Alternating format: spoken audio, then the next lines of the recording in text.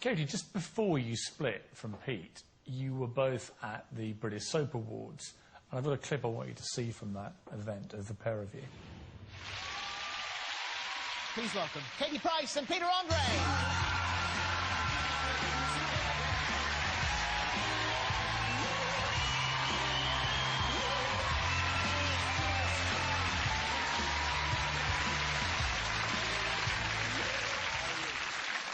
Lovely to be here and lovely to see you all. I mean, what's extraordinary about that is you don't give any impression there's anything wrong. You look perfectly happy, you come in hand, and yet within 48 hours of that clip, he's divorcing you. Tell me about it. Over a picture. A picture? The night before that, it was the night I went out in Bristol, the night that he was invited to. This picture is the front page of The Sun. Yes. In which the headline is, half-cut price, boozy Katie flashes on wild night without Pete. And this is you on the Friday night before the Soap Awards in Bristol in a nightclub. I mean, when I saw that front page, even and I've always been a friend of yours. It was a dreadful picture. And a supporter, I thought, what the hell are you doing? Yeah, it was dreadful. The picture, the thing is, and the guy, they said, with the mystery guy, and that guy's gay. Let me just explain that whole day.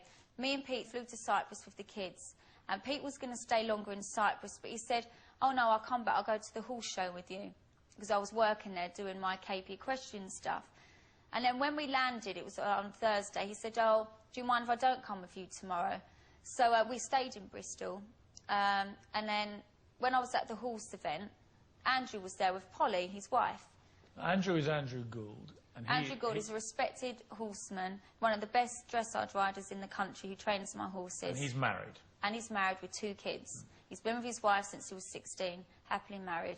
So all having a meal, and they're like, why don't we all go out to a bar and that? And then I'm like, oh, I can't really go out. And they said, why? They know that Pete's got an issue with Andrew, they all know. And I said, well, because, like, Andrew's here and Pete would go mad. Just to clarify, this is it. So there's never been anything nothing romantic between you and Andrew at all? Because he's categorically denied it. Yeah, nothing. You are categorically denying it. Absolutely nothing, so ever. What is Pete's problem with him? I think the problem is, before Bristol, Pete had it in his head that I fancied him. He fancied me. Maybe because, I don't know, Andrew's half decent looking, you know, he's not an ugly guy. That every time I'd go to the horse and I'd come back, I'd get up early, go to the horse, come back, be in a really good mood. He would look at it as if Andrew's making me in a good mood, not seeing it that I've been to the horse, my release, I've enjoyed riding. So it grew and grew in his head until he just ended up thinking something was going on, that I fancied Andrew, he fancied me. The more time you were spending working with Andrew on the horses, which is important to you, the worse Pete was getting about the whole thing. Well, he wanted me to move my horses, and I would say, why should I have to move my horses, Pete? Well, this is the deal. You either move your horses, or we're going to have to finish. I can't handle it. And I said, you're really choosing between me and the horses. Yes, I am. If you love me that much, you will move the horses. And I was saying, but Pete, that's you having control over me. There's nothing going on. You've got to get it in your head. There's nothing going on. There isn't nothing going on, and there never has been, and there never will be. So you're in this nightclub in Bristol with a party including the guy that Pete has already told you is a massive problem for him. Rightly or wrongly, and clearly he's completely innocent, but on both sides, you both said it is. And I totally accept that. But in Pete's head, this is the ultimate nightmare. This is you in Bristol, miles away from him, with the guy he suspects you're having a fling with, drunk in a nightclub. Do you regret doing that to Pete? Do you regret... You know, remember, you're still married at this this is how I think. I totally put my hand up. The fact is, I was out with him and his wife, another gay couple, 2 married women and another gay friend of mine, in a gay club. The fact that I know that it's always been innocent anyway. There's never anything been going on, and it's all innocent, and they're like, you can't just stay in just because of that. But yes, you know it was Pete. wrong. Yeah, I knew he would go mad. But then at the same time, I'm thinking, well, actually, I'm actually not doing anything wrong. Even though in Pete's eyes I am. So yeah, maybe I probably lost respect for him there because we really weren't getting on, and I thought it's so innocent. Pete was invited to come out that time anyway, and he chose not to. When did you tell Pete that you had been to the club? In the morning he said, what did you do last night? I said, oh, we all had something to eat and we went out. He didn't ask who, and I thought I won't say then. And did you get very drunk? I wasn't that drunk, but the pictures make me look like I was. I had work the next day and I'm quite professional. Just because you go to a nightclub with your friends, let me say you have to get smashed. The first that Pete would have seen of those pictures... Monday morning. ...was when he saw the Sun front page. Yeah. And that's when he rang you and went ballistic. How were you feeling when he rang you and you knew that the Sun had the pictures?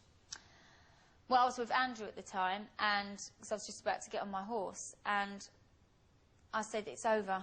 He said, what, you'll be all right? I said, no, I'm telling you, it's definitely over this time. He said, Kate, this always happens. You'll get back. It'll be fine. Because I was so used to the same scenario. Every time I went out, it's over, it's over, I can't handle it, it's over. When Pete released the statement saying, I want a divorce, what was your reaction? I phoned my friend up, Julie, and I said, you need to pack your suitcase. I need you to come away with me. I can't explain now why. I'll explain later. I had to pack all the kids' stuff, and we're in the car on our way to Heathrow. And the statement at this point had already gone out. My phone was going mad. Is this true? Is this true? It's all on the news, blah, blah, blah. And I'm thinking, shit, it's really gone out. And if this really is it, oh, my God, this really is it. Oh, my God, what's going to happen? Oh, my God, Pete and me are really splitting. My head was like, whoa, whoa, whoa. And then I said to Diana, who was with me, I don't want this divorce. I don't want this split. I want our marriage to work. So she called, I think it was someone she knew from The Sun. Done a little statement in the car. I can't remember exactly what it said, but it was on the lines of... You said, of... Pete's the love of my life. I'm devastated by his decision to separate and divorce me. I will always love my Pete. Exactly. Because I didn't want people to know it's an amicable split, because I wasn't agreeing it. I didn't want it. But at that point, you did still love him. Of course. Of course I loved him. I still love him now as the father of my kids. But I love him in a different way now because of that behaviour I've seen in the past 8 weeks. We'll come to that, but on that day... Oh, my God, of course. I didn't want to break up. You must have been pretty devastated. I wasn't crying. I was shocked. I was more like shocked. Were you hurt? Yeah, because I knew that it's over just the most stupidest thing, but then to him it was a big thing, and I knew it was a big thing to him, but to me it was still innocent, but I knew what I did was wrong, but I still took that risk and did it. So I know that. Does a part of you accept that if you're Pete, you're thinking, how can I trust her if within days that we make an agreement, she's out doing the one thing she knows I hate most with the person I hate her being with? I mean, do you get that? Yeah, but I knew it always would have ended anyway, and it would have had to, because I'm a human being. I need a release. It's so healthy to socialise with your friends, whether it's in a club or going for dinner. You know, you need that release. So look, let me be Peter Andre for a moment. Okay. Right? But really... Let me just play devil's advocate. Sorry. I'm Pete, right? Yeah. You've promised me that in future you'll go out with me, and within a few days... I'm out. You're out with a group, including the guy that he really doesn't like for reasons that are wrong, but he doesn't like him. You're drinking, and you're in the front page of the papers... I mean, it's a massive kick in the teeth to him. Yeah, it's not good. I get it. At the end of the day, moan at me if I've been unfaithful, if there's pictures of me all with a guy, like, who he knows is really a mystery guy. Have you ever been unfaithful to Never, Pete? ever. And even in the last couple of months? Never been unfaithful. I've got to be honest with you, hearing this first-hand in the way that I have, I've got sympathy with Pete for that. Yeah. Incident. Yeah, but I admit I was probably wrong. I think you were wrong to do that, given what you've told me you and he had discussed. And the thing I'm not being morally judgmental about it. I totally admit it as well. I'm just saying, given the set of circumstances, what you did... It was absolutely wrong of me. But I still don't think it deserves a divorce and break up a marriage because of it. Given what happened after that, do you really regret that night in the nightclub now? No, because it always would have come to a point... But do you wish you hadn't gone, really? Do you think it was the straw that broke the camel's back? Okay, maybe, yeah, but I did go, and I have to deal with the fact that I did go. Maybe I shouldn't have gone because of the talk that we had.